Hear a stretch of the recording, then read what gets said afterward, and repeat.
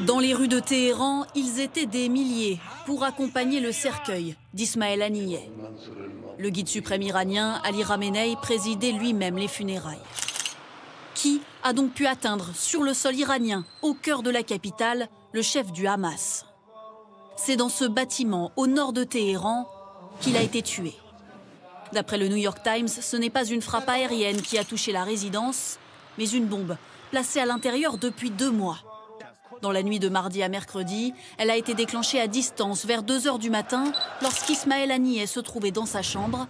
Un piège minutieusement préparé. On a des préparatifs avant, des renseignements, de savoir comment ça va être fait. Il faut poser la bombe, il faut être sûr que la personne y est, il faut être sûr que la personne sera plus ou moins seule et après il faut le déclencher. Donc là, on parle d'une opération extrêmement compliquée qui nécessite énormément de personnes sur place.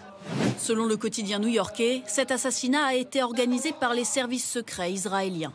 L'État hébreu n'a pas revendiqué l'attaque. Pourtant, après les attentats du 7 octobre, Israël avait promis de traquer les responsables du mouvement islamiste palestinien.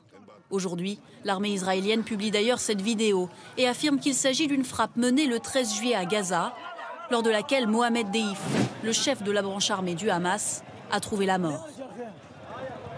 Méthodiquement, les cadres de l'organisation sont abattus les uns après les autres, comme le numéro 2 du Hamas, Saleh al-Harouri, en janvier à Beyrouth, ou Marwan Issa, à Gaza, il y a 4 mois. Pourtant, l'un d'eux échappe toujours à la traque de l'État hébreu, Yahya Sinwar, cerveau des attaques du 7 octobre. L'homme serait toujours caché à Gaza.